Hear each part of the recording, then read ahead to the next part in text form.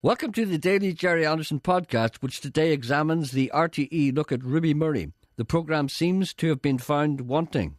The people have communicated with me. Gerald Wiley said, my neighbour knocked on the door at 2:30 this morning. Can you believe that? He said 2:30. Lucky for him, I was still up playing my drums. People complaining about the Ruby Murray programme on last night. I watched it last night. I want to complain about it. I didn't see it. It was no good. I'm sorry. I don't know why. I don't know. Well, that's pretty plain. Isn't it? It wasn't a success. No. Good Well, at all. people, did you see it? Says a gentleman called Sean from Newton Butler. I think you should have done this one on the BBC. Aye. You know, I should have. It was all about him. What a waste of time. It was. It was all about who? Duke Special. Oh. They should have looked at YouTube for good footage for the legend first. Didn't think much of the presentation. That's what he says. That's what the person says here. No, I thought at one time I said, "What is this about?" That was Duke Special. Who actually. is this about? Yeah, it was a program on not UTV. Sorry about that. It's on RTE last night called When Duke Met whatever it called the Ruby or whatever it is. I thought it was a great disservice to Ruby. Was it really? Well, I can't say I didn't see it. Is there some kind of thing you can look back on? Is there a thing, an iPlayer thing on RTE? I don't know. I look at it today. I went out for my walk a little earlier than usual to come back to see it, to make sure I watched it, because Ruby Murray, fantastic person. And, you broke the habit of a lifetime. And I came back and I sat down and I said, right, let's You actually pounded the roads prematurely. Yes. In a bid to make sure they didn't miss that Didn't miss it, and I sat down now with it. And halfway through it or so, I said turned to my good wife and I said, what is this about? This is awful. The discussion then turns to talk from cocaine to hippopotami, not your usual Radio Ulster fare, which normally caters to all your broadcasting needs except for hippopotamuses. It's all right for you sitting there preening and what? I said there's a call for one. Is there a call for one? Is there? That's call for two. Who is it? Is it the lady I'm talking about, Phelan Bubble? No. Okay, I'm talking to a lady. Could I talk to her later after this? No, after I play the next record? Yes, that'd be wonderful. But first of all, I'm asking you what I can do. Here's a gentleman who writes to me, Bobby Foster. He said, yesterday I was at my local co-op buying a large bag of Purina dog food for my loyal pet. Must be a little Protestant dog. I was in the checkout queue, or indeed the checkout queue, when a woman behind me asked me if I had a dog. What did she think I had? A hippopotamus? Referring to a documentary on... did you see that documentary on BBC4 the other day about Pablo Escobar's hippopotami?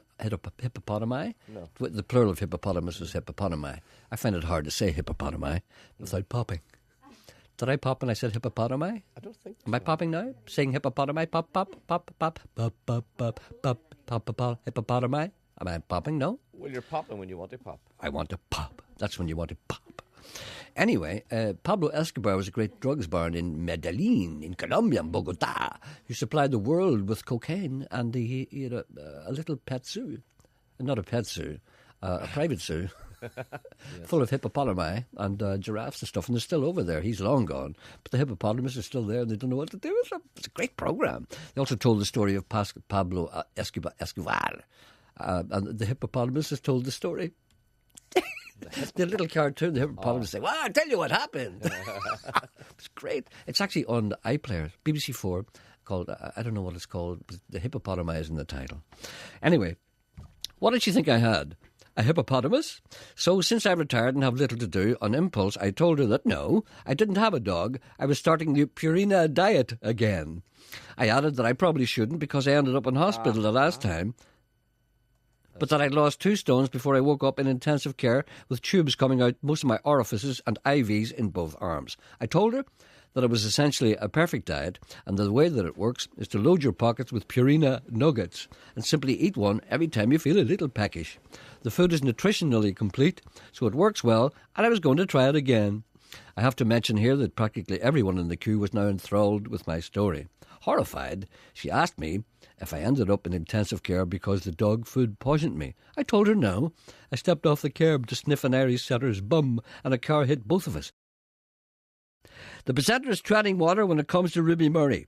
Not having seen the programme, he is unable to give the usual jaundiced opinion. Now, here's the thing that Michelle's we would upset about, and, you know, there's no reason to be upset. It's just the way things are. I tried to view something. We talked about the Ruby Murray programme, which you said was rotten. And apparently I wanted to find out, well, I know I wanted to find out if I could watch it on RTE, perhaps tonight, if there was some kind of a playback thing. And Michelle says, I tried to view something on RTE iPlayer. A message appeared saying that it was not possible because I lived in a foreign country. Oh. Well, you know, technically, I suppose. But, you know, it doesn't feel like that, does it? Sean is right to say that the show was more about Duke Special than it was about Ruby Murray. You see? Yeah. Knowing that Duke is from Bangor, I was interested when I heard him talk of the difference between the Belfast that Ruby knew and his Belfast. Do you know what I was surprised at? Fit, he says. People don't say fit anymore, PFFT. What were you surprised at? Brian Kennedy. Yes. Brian was on it. And Brian said when he was growing up, he said he never heard of Ruby Murray. That guy's a lying through his teeth. And then when he did hear, he said, I knew nothing about Ruby Murray. He said, I didn't even know where she was from. I thought she was American. Lying through his teeth. I think so. He was told to say that. Yeah. Fit, it says here. But given that there wasn't much else on, I stuck it out. I wasn't fussed on watching a programme on the BBC about pro and anti-abortion lobby. Glad to see that you mentioned the hippopotami of Pablo Escobar on BBC4. What a great programme. It was. You should watch that. It's a great, great programme. It's on an hour and a half. It's brilliant. And there was a different Phil Coulter on it. What kind of Phil Coulter was different. on it? It was different. It was Reflective? It was Phil. No, it was his accent and everything about it. Everything was. But he thought it was for RTE. You see, you speak differently when you're on RTE. No, I think he thought it was for America. No, Derry. It became Nadine Coyle, didn't it? It was Phil. It was the real Phil. I'm sure that it was wrong. I'm sure that, you know, and this is a terrible thing to say, and I'm sure that people in Derry, Stoke London would probably agree with this. Did I mention this before? I think Nadine Coyle does. Now, let me just say something about Nadine Coyle. I think she's lovely, and I like her a lot, and she's a very nice girl. Right, yes. And I met her at an award ceremony the other day, and she was speaking normally, just like you and I. And there was none of that at all. So I never said anything to her. But I suspect that she's been advised badly. I suspect that someone from Derry, Stoke London, Derry being the place that it is, said, Nadine, you better use your accent or people will think you're stuck up.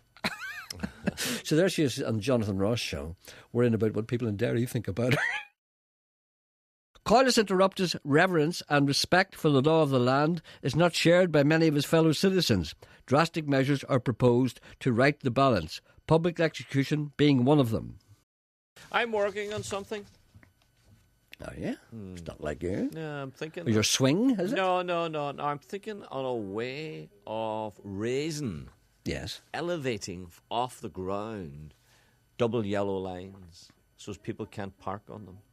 Is there any way we could do that? You mean take them off the ground, raise them, elevate them? Would it be possible to have double yellow lines, maybe 4 inches off the ground? Oh, so the people would bang into them. And unable to park on them. Why not just build a wall in all the places where you don't like cars? Would that be do possible? that, I thought, yeah. or some sort of studs along. No, I'll tell you what we should do. I should we could get people. No, here's an idea. Do you know the way a lot of people in the army are sitting around in bases now, just doing nothing? Yes. Why don't you get them to sit at each street corner? Yes, anytime post. Yeah, and anytime they see somebody parking on it, you shoot them. What about that? Well, just take the car off them. I don't like shoot that. the car? No, just take their car, take the keys off them. Lost puppy. A bichon frise. Every time I hear bichon frise, you know what I always think of? I always think that. Yes. I was thinking stew. Maybe you had some bichon frise stew recently. But no, let's not talk about that because it's a live animal. The presenter for Past Sins has been forced in a previous life to spend time at Crufts Dog Show. There, he picked up snippets of dog lore that have held him in good stead. Jerry, you're right about husky dogs that can jump high. My mate Ed told me that his dog Padzai, who's a husky, cleared a 6-foot wall at Casement Park GAA ground when he was out walking it one night. Apparently their leg muscles are stronger than any other dog's. So well done, Anderson. Fountain of knowledge. What's the only dog that hunts by sight? The beagle? No. What? Greyhound. Greyhound? Thank you. I was watching Hustle on the BBC the other night. My eyes filled with tears as poor old 79-year-old Robert Vaughan stumbled into view. He was one of the Magnificent Seven. There's a wee call, by the way. Teeth and an expensive suit is the only thing that's left of Lee the Gunslinger in the Magnificent Seven. Do you remember, what did he do? What did he do? Who? Lee the Gunslinger in the Magnificent Seven. Was he not the guy who snatched the fly out of the air? Oh, I don't know. I can't remember. You see, you remember everything else. I do not. Why do our heroes grow old? It's not fair. We need someone to cling on to. Take a look at Jedward. Soon the two of them will be two old bald men sleeping on a park bench in Ringsend. How sad.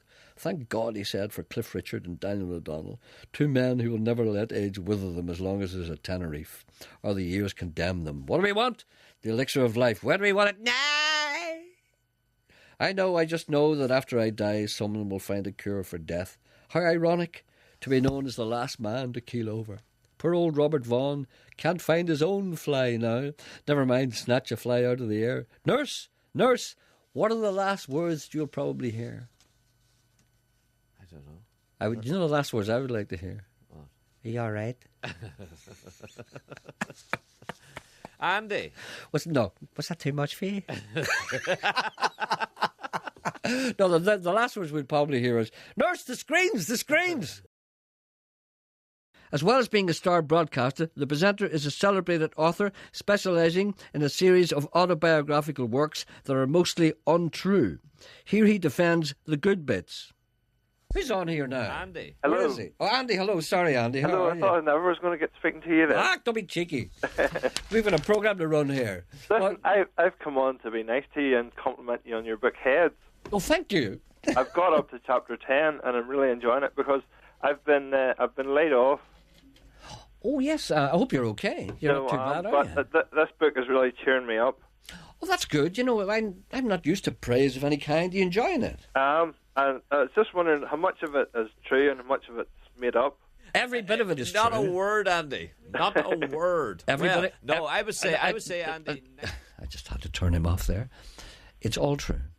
There's not a word there that has been exaggerated, and there's not a word there that has been made up, and there's not an incident recalled that did not happen, and there's not a thought there that is not genuine.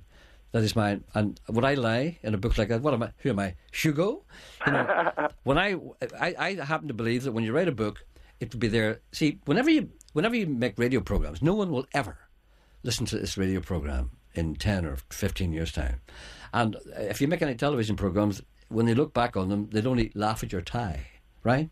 A book is the only thing that lasts. When I am dead and gone, if I may quote McGuinness Flint, when I'm dead and gone, the only thing that will be left that anyone will listen to or even notice are books.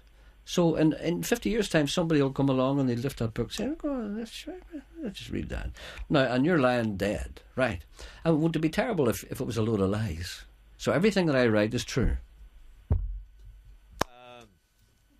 Do you want me to ask you one or two? You ask. Go on ahead. I have nothing to fear. Everything that I write is true. The dog on the boat. That's absolutely Not true. at all. I haven't got that far yet. Oh, it's all right then. Well, no, okay. All right. Yes, you must. That's at the start It's of the book. absolutely true. That's at the start of the book. It's not at the start of the book. Is it not? No. And it's absolutely true. How dare you call me a liar? What about the incidents with the inhalers? Absolutely true. Grossly exaggerated. Absolutely true. Oh, you knew you weren't there. Grossly exaggerated. The only thing you ever took was an Aspro and you thought that was high living. You don't mind him. You see, what you're dealing with, I have to turn him off for a moment. What you're dealing with is a person who's been malformed. I don't mean physically, but I mean mentally. See, he thinks that many of the things I do can't be true because he never done them. Some of the most exotic things that I've done, he doesn't believe I've done them because he would never consider doing them. There's things that I do that he would never do in a million years. Therefore, when I do them, he doesn't believe I've done them because he wouldn't do them. Do you understand what I'm saying? Yeah. The last word from Rosie Ryan from Clogher, mother of the rapidly deteriorating Bon Jovi. Enfant terrible. Hello. Enchantress here.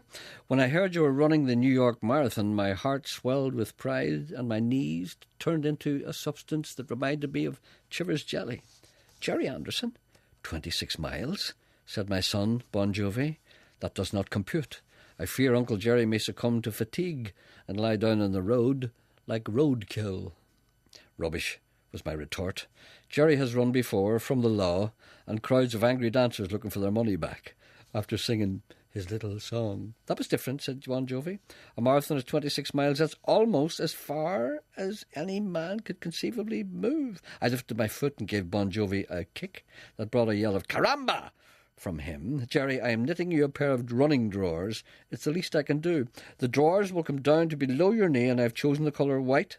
When the drawers are knitted, I will embroider them with green shamrocks around the fork, and on the back a likeness of John Fitzgerald Kennedy, our late president. There will be 2 pockets to hold your fags and mobile phone. You don't want to be restricted when running, so there will be ample room around the fork. Pace yourself, Jerry. A marathon is all about pace. Don't set off like a blue-arsed fly when you hear the gun, and liquids are very important. On a week before the race, drink a bottle of vodka a day to fend off dehydration. This can be upped to a bottle and a half on the day of the race if you feel nervous. If you require a pee as you run, go ahead. The heavy woolen material will soak it up like a sponge. I will send the drawers up to you by parcel force, so hang around the house to sign for them. Thank you for listening. Back tomorrow.